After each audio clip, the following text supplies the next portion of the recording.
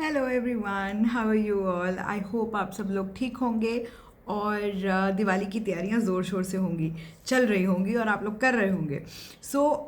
पिछले दो फुंक्शे वाले वीडियोस के बाद मेरे पास एक क्वेरी आई और रादर एक तो नहीं, काफ़ी सारी क्वेरीज आई जिन्होंने मुझे पूछा कि झाड़ू के बारे में कुछ बताइए। तो आज का जो हमारा टॉपिक है या जिस टॉपिक के ऊपर मैंने वीडियो बनाया, आज आपको कुछ बहुत सिंपल से टिप्स दूंगी झाड़ू के ऊपर। अब बहुत सारे लोग ये सोच रहे होंगे झाड़ू इतना इंपॉर्टेंट क्यों है। तो झाड़ू इसलिए इतना इंपॉर्टेंट है क्योंकि धनतेरस पर झाड़ू से जुड़े हुए बहुत सारे होते हैं उपाय, और बहुत सारी वीडियोस आजकल फेसबुक पे, इंस्टाग्राम पे, यूट्यूब पे हैं जो आपको बताती हैं झाड़ू के उपाय, झाड़ू के उपाय, झाड़ू ये करना है, धनतेरस पे झाड़ू लेकर आना है, लेकिन ये नहीं बताते कि डिस्कार्ड कैसे करना है इस झाड़ू को। तो आज मैं आपको बहुत छोटे छोटी सी दो चार बातें बताऊंगी झाड़ू के बारे में। सबसे पहले तो झाड़ू इतना इम्पॉर्टेंट क्यों है, क्योंकि धनतेरस, दिवाली का जो पर्व है वो जुड़ा है माँ लक्ष्मी से, और माँ लक्ष्मी का फेवरेट है झाड़ू, क्योंकि झाड़ू करता है घर की सफाई। और कहते हैं कि जहाँ सफाई होती है वहाँ लक्ष्मी का वास होता है, और जहाँ सफाई नहीं होती, गंदगी होती है, वहाँ अलक्ष्मी का वास होता है, यानी कि दरिद्रता का वास होता है। इसीलिए झाड़ू है बहुत इंपॉर्टेंट। मैं अपने नोट्स तैयार लेके बैठी हूँ ताकि मैं कोई पॉइंट मिस ना कर जाऊँ। तो सबसे पहले धनतेरस के दिन झाड़ू खरीद के लाना, ये सबको पता है। अगर जिनको नहीं पता है उनको बता दूं कि धनतेरस के दिन झाड़ू खरीद के लाना बहुत बहुत बहुत शुभ होता है, और घर में सारे साल सुख, संपत्ति, सफाई, और अगर आपके घर में एक्स्ट्रा खर्चे होते हैं तो वो भी कम हो जाते हैं। अब ये तो हो गया धनतेरस वाले दिन झाड़ू लेकर आने की बात, लेकिन याद रखिए कि ये वाला जो झाड़ू जो आप लेकर आते हैं, अगर आप इसको यूज़ भी कर सकते हैं, और अगर नहीं यूज़ करना चाहते या आपने अभी रिसेंटली नई झाड़ू खरीदी है तो आप ऐसे भी उसको ला सकते हैं। ध्यान रखिए सिर्फ एक बात का, इसको कभी भी खड़ा करके नहीं रखेंगे। झाड़ू कभी खड़ी नहीं रखी जाती, घर के लिए अशुभ माना जाता है। दूसरी चीज़ है, देखिए शायद इसके पीछे ये लॉजिक रहा होगा कि झाड़ू को अगर आप खड़ा करके रखेंगे तो वो टूटती जल्दी है, बहुत ज़्यादा ड्यूरेबल नहीं होती है, बहुत जल्दी ख़राब हो जाती है। लेकिन शास्त्रों के अनुसार या जो हमारे वेद पुराण है उसमें कहा गया है कि कभी भी झाड़ू को सीधा नहीं रखा जाता, खड़ा नहीं रखा जाता है। इसके साथ ही बहुत सारे लोग एक बहुत बड़ी गलती करते हैं, क्योंकि उनको ये बात नहीं बताई जाती जो बाकी के वीडियोस हैं उसमें, कि जिस दिन धनतेरस पे लोग झाड़ू लेकर आते हैं और पुरानी झाड़ू को घर के बाहर निकाल देते हैं।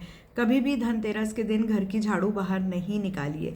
झाड़ू को, पुरानी झाड़ू को घर के बाहर करने के लिए शनिवार का दिन, ग्रहण काल या फिर अमावस्या का दिन सबसे अच्छा माना गया है। अमावस्या के दिन भी, अमावस इज़ द बेस्ट इन तीनों में से, लेकिन आप इन तीनों में से किसी भी टाइम पर निकाल सकते हैं घर के बाहर झाड़ू।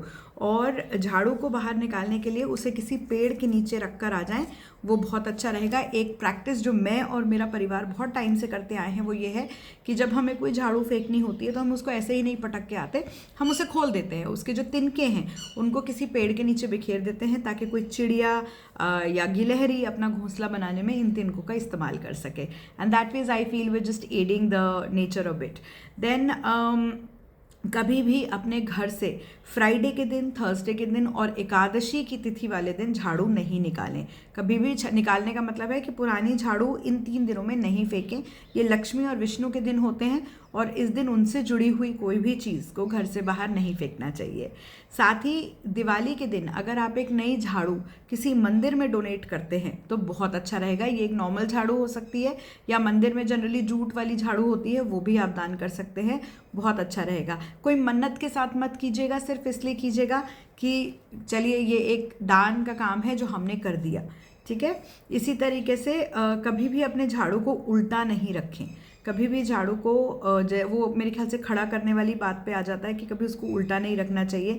साथ ही एक गलती जो बहुत लोग करते हैं, और लास्ट टिप है ये आज का, बहुत लोग एक गलती करते हैं कि झाड़ू को अपने घर के बाहर या फिर छत पे रखते हैं। ऐसा कभी नहीं कीजिएगा। इससे आपकी जो प्रॉपर्टी है या आपका जो पैसा है वो खोने का, या घर की कोई कीमती चीज़ खोने का डर बनता है। बिकॉज जैसे कहते हैं कि लक्ष्मी को हमेशा, लक्ष्मी की जो पूजा होती है वो गुप्त पूजा होती है, उसको कभी दिखा बढ़ा चढ़ा के नहीं करना चाहिए। तो आप देखें कि बहुत सारी ऐसी देवियां हैं जिनकी जब पूजा होती है, आरती होती है, तो उस दौरान ढोल नगाड़े बजते हैं या गूंज होती है उस वक्त। लेकिन लक्ष्मी की जो पूजा होती है उसमें सिवाय शंख के किसी और चीज़ का जनरली इस्तेमाल नहीं किया जाता। या आरती बहुत घर में की जाती है, उनकी बहुत एक पब्लिक पंडाल टाइप की पूजा कभी नहीं होती। तो लक्ष्मी माँ की जो पूजा है वो गुप्त मानी गई है ना। तो इसीलिए उनसे जुड़ी हुई जो चीज़ है उसको कभी आप छत पे नहीं रखें या फिर बाहर नहीं रखें घर के। ये दो चीज़ें खास करके आप कहीं उसको स्टोर में रख सकते हैं, जहाँ यूज़ नहीं होती हो वहाँ रख सकते हैं, इन दो जगहों पे रख सकते हैं। सीढ़ी के नीचे भी एक जगह है जहाँ आपको कभी झाड़ू नहीं रखनी चाहिए। तो आई होप कि इससे आपके कुछ क्वेश्चन सॉल्व हुए होंगे, क्योंकि बहुत सारे लोग मुझे पूछते हैं कि झाड़ू, जैसे मैं दिवाली का वर्कशॉप अभी करने वाली हूँ, हर साल करती हूँ, तो बहुत सारे लोग मुझसे सवाल ज़रूर पूछते हैं और कि जो झाड़ू हम लेकर आते हैं उसका क्या करना है। तो आज मैंने आपको बहुत सारे जवाब दिए हैं। आई होप आपको इससे कुछ प्रॉब्लम सॉल्व हुए होंगे, कुछ क्वेश्चंस के आंसर्स मिले होंगे। एंड जल्दी वापस आऊँगी विद सम मोर क्वेरीज। और अब जो फुंगशुई के मेरे दो पिछले शॉर्ट्स थे वो बहुत पॉपुलर हो रहे हैं, बहुत सारी और डिमांड आ रही है। तो जल्दी I will come back with one more feng shui cure with placements and I will tell you how to use them well. Till then see you, take care, happy Diwali. कोशिश रहेगी दिवाली से पहले आपसे फिर मिलने की। Take care and angel blessings.